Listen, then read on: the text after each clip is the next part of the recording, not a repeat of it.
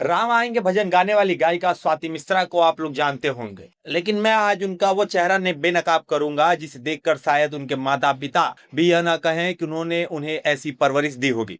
मैं ऐसा क्यों कह रहा हूँ, इसके पीछे का भी तर्क मैं आपको बताऊंगा। स्वाति मिश्रा भगवान राम, भगवान कृष्ण और अन्य हिंदू देवी देवताओं पर खूब भजन गाती हैं, लाखों करोड़ों व्यूज बटोरती हैं, लेकिन साथ ही मेरी नजर में वो भारतीय जनता पार्टी की चाटुकारिता भी करती हैं। मैं आपको बताता हूँ क्यों। स्वाति मिश्रा ने आज एक पोस्ट किया है, उसमें उन्होंने लिखा है कि इतने बुजुर्ग प्रधानमंत्री को इतनी गंदी, इतनी अभद्र और इतनी अश्लील गालियां देने वाले क्या सच में छात्र हैं? अगर है तो उनके माता पिता को अपनी परवरिश पर शर्म करनी चाहिए। यह पोस्ट पूरे देश में जंतर मंतर सहित विभिन्न जगहों पर चल रहे विरोध प्रदर्शनों और प्रधानमंत्री नरेंद्र मोदी व तत्कालीन केंद्रीय शिक्षा मंत्री धर्मेंद्र प्रधान के खिलाफ लगाए जा रहे नारों को लेकर किया गया है। अब सवाल यह है कि उन्होंने छात्रों के माता पिता की परवरिश पर तो सवाल उठा दिया, लेकिन क्या उन्होंने कभी उन मामलों पर सवाल उठाया जहां वास्तव में अकाउंटेबिलिटी बनती थी? हो सकता है कि आप में से कुछ लोग मुझे महिला विरोधी कहे, कुछ सनातन विरोधी कहे, मुझे उससे कोई फर्क भी नहीं पड़ता। मुझे फर्क इस बात से पड़ता है कि सही क्या है, गलत क्या है। इसलिए पूरी बात सुनिएगा। आप उनके पूरे सोशल मीडिया पोस्ट देख लीजिए। क्या उन्होंने एक बार भी राम मंदिर में चंदे की कथित चोरी के आरोपियों पर सवाल उठाया? क्या उन्होंने भारतीय जनता पार्टी की सरकार पर सवाल उठाया? क्या उन्होंने भारतीय जनता पार्टी या उत्तर प्रदेश की योगी आदित्यनाथ सरकार से कोई जवाब मांगा? एक भी पोस्ट नहीं मिलेगा।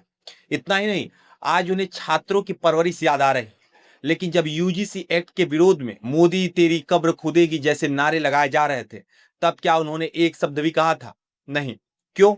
क्योंकि यह विरोध भारतीय जनता पार्टी के खिलाफ था, और यह विरोध प्रधानमंत्री नरेंद्र मोदी के खिलाफ इसलिए हुआ क्योंकि स्वर्ण समाज को लगा कि यह कानून उनके लिए ठीक नहीं है। स्वाति मिश्रा के पिता ने 17 मई 2025 को भारतीय जनता पार्टी ज्वाइन की थी। उस पर भी उन्होंने कभी कोई सवाल नहीं उठाया।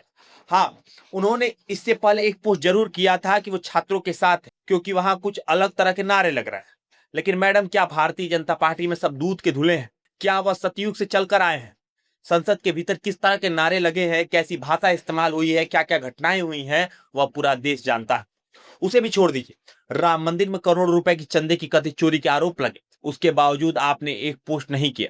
अब आइए उनके पोस्ट की अगली बात पर। उन्होंने लिखा है कि बहुमत से चुने गए प्रधानमंत्री का पद आज इतना गिर गया है कि उनके लिए नफरत भरी भाषा की कोई सीमा नहीं रह गई है। तो मेरा सवाल है कि जब यूजीसी एक्ट के विरोध में प्रधानमंत्री नरेंद्र मोदी के लिए मोदी तेरी कब्र खुदेगी जैसे नारे लगाए जा रहे थे, तब वो कौन सी मर्यादा थी? क्या तब गाली गलौज नहीं हुई थी?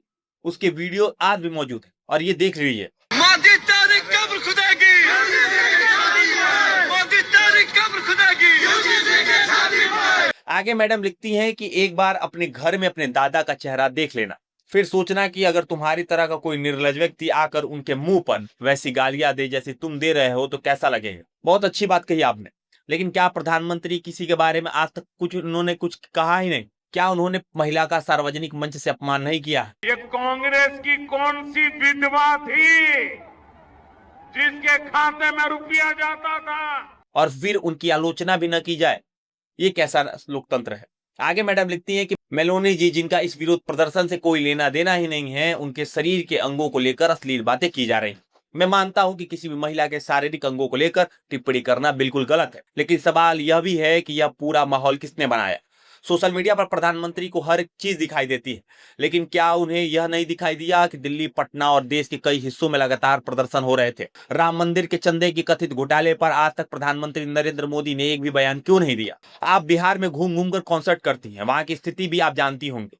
आपने उस पर आज तक क्या क्या लिखा है? आपने छात्रों के माता पिता की परवरिश पर सवाल उठाया।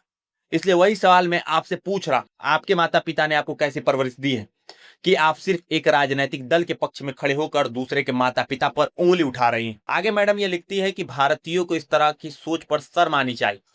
यह बेहद घृणित और बलात्कार जैसी मानसिकता को दर्शाता है। तो मेरा सवाल मैडम से यह है कि बृजभूषण शरण सिंह के मामले में आपने कितनी बयान दिए? उन्नाव रेप केस पर आपने कितनी बार लिखा? आज 21 राज्यों में भारतीय जनता पार्टी की सरकार है।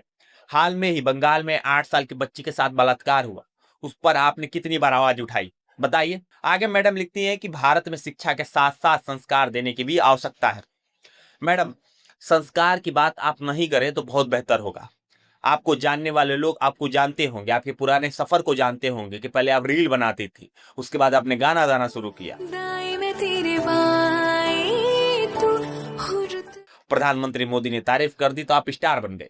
हाँ, आपने मेहनत की है, गाना गाया है, पहचान भी बनाई है और प्रधानमंत्री नरेंद्र मोदी ने भी सार्वजनिक मंचों से आपकी तारीफ की। लेकिन इसका मतलब ये नहीं है कि आप खुद की नैतिकता का मोरल अथॉरिटी समझने लगे। कुल मिलाकर मैं सिर्फ इतना कहना चाहता हूं कि अगर आप दूसरे की परवरिश पर सवाल उठाएंगे तो आपकी परवरिश पर भी सवाल उठेंगे और मैं वो सवाल उठाऊंगा, चाहे मुझे उसके लिए 200 गालियां ही क्यों ना सुननी पड़े। बस आप इतना जवाब दे दीजिए जितना मैं आपसे पूछ रहा। जब यूजीसी एक्ट के विरोध में प्रधानमंत्री नरेंद्र मोदी के खिलाफ नारे लगाए गए थे तब आपने क्या लिखा था, उसका स्क्रीनशॉट दिखा दीजिए।